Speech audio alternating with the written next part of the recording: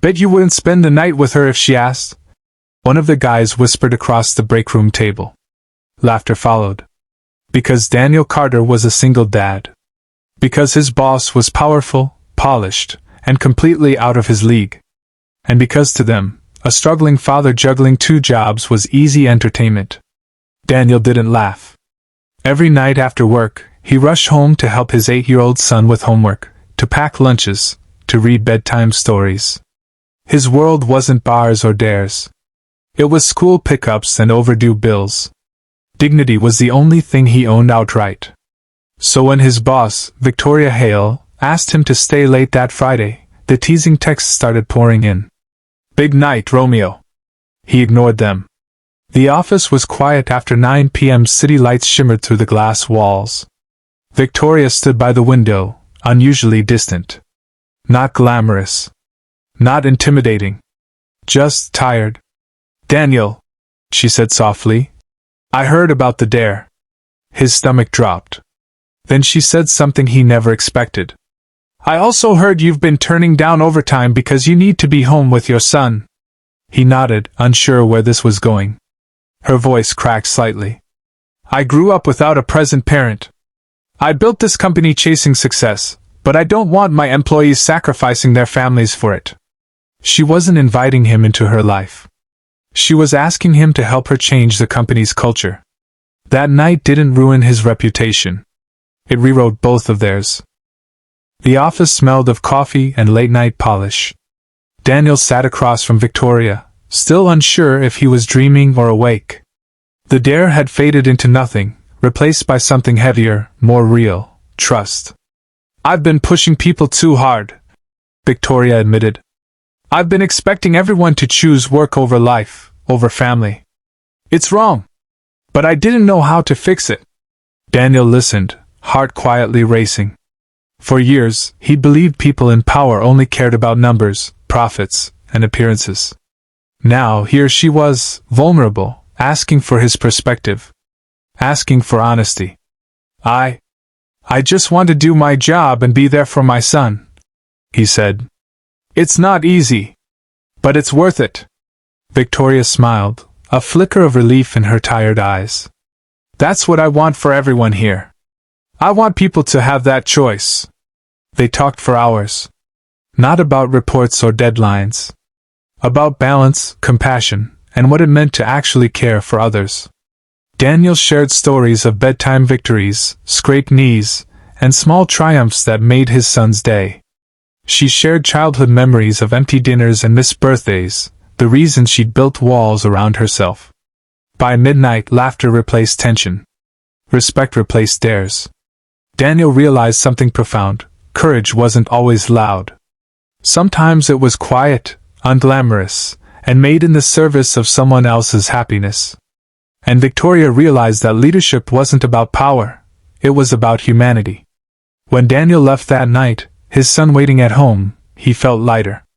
Somehow, he had helped change a life without compromising his own. And in that change, a ripple began, one that would touch every corner of the office in ways no dare could ever imagine. Monday morning arrived differently. The office buzzed, but not with gossip. There was an energy in the air, lighter, human. Daniel noticed it the moment he walked in. People were smiling, greeting one another. No sneers. No whispers. Just connection. Victoria stood by the entrance, clipboard in hand but eyes warm. "Morning, Daniel," she said. "Thanks for your honesty Friday night. It meant more than you know." He nodded, unsure how to respond. Words felt small. Yet he understood, something had shifted. Over the next few weeks, small changes began to ripple through the office. Deadlines remained important, but people were no longer sacrificing family dinners or their evenings. Victoria instituted flexible schedules, encouraged managers to check in with employees' well-being, and slowly, the office culture became something humane. Daniel started noticing subtle transformations in himself too. The burden of proving himself constantly lightened. He could leave on time, pick up his son, and still excel at work. He was more present at home, more engaged in his son's life. And at the office, he felt respected, not for bending to absurd dares, but for staying true to his values. One afternoon, Victoria walked over, holding a small stack of papers. "I've been thinking," she said, "about creating a mentorship program for parents struggling like you. Could you help me?" Daniel smiled, surprised at how natural it felt to say yes. This was not a favor. It was an opportunity to make a difference. And in that moment, he realized the dare that had once been humiliating had become irrelevant. What mattered now wasn't proving something to coworkers. It was showing kindness, integrity, and compassion. That was the kind of courage that changed lives.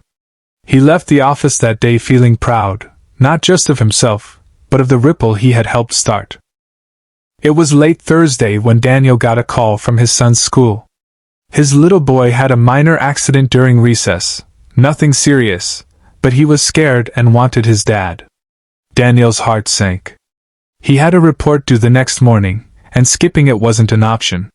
He hesitated, then remembered Victoria's words from that first late night. People should have a choice. Don't let work take what matters most. He called Victoria. "I need to leave early. My son needs me." Her pause lasted only a second before she replied. "Go. Take him. We'll manage. Thank you for reminding me why this matters." Relief washed over him. But more than that, he felt seen. For the first time, work didn't compete with love, it supported it. At home, he held his son tight, soothing tears and cleaning scrapes. That evening, as they read a story together, Daniel realized how rare it was to feel this kind of peace, an alignment of responsibility and heart. The next day, the office gathered for a small meeting. Victoria addressed everyone. "I want to share something important. Daniel reminded us all what truly matters: family, kindness, humanity. I hope we can honor that every day."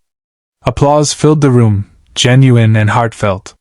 Daniel's colleagues looked at him differently now, not with mockery, but with respect. Some even teared up.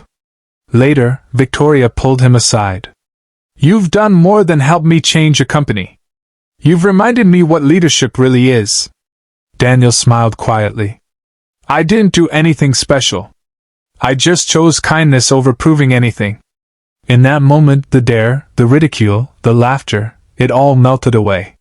What remained was far stronger: respect, compassion, and the quiet power of doing the right thing. That night, Daniel tucked his son into bed and whispered, "We did it, buddy. We did it right." Weeks passed, and the office continued to transform.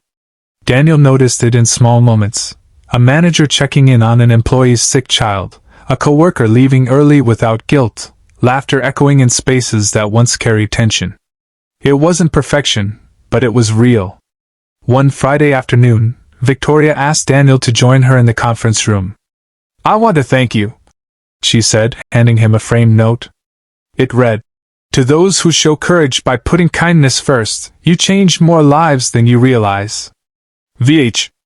Daniel felt a lump in his throat. He glanced around the room at smiling colleagues, everyone busy at work yet freer than ever to balance life and responsibility. The ripple he'd started, quiet, humble, almost invisible, had become a wave. That night, as he drove home, he reflected on how everything had begun with a dare meant to humiliate him. Yet what seemed like a cruel joke turned into the most meaningful journey of his life. It reminded him that integrity, empathy, and selflessness aren't weaknesses. They're quietly revolutionary. At home, his son bounded into the living room, backpack in hand. "Dad! Look what I got on my project!" Daniel knelt, ruffling his hair. "That's amazing, buddy. I'm proud of you." And in that moment, he realized something profound. Real courage isn't proving others wrong. It's choosing what's right, even when no one is watching. It's love, patience, and generosity in action. The office, his son, and even Victoria's company had all been touched by one simple principle: humanity matters more than a dare, more than status, more than fear. And as Daniel tucked his son into bed that night, he whispered, "Kindness wins. Always." Because sometimes, the bravest act is just being good to the people who need it most.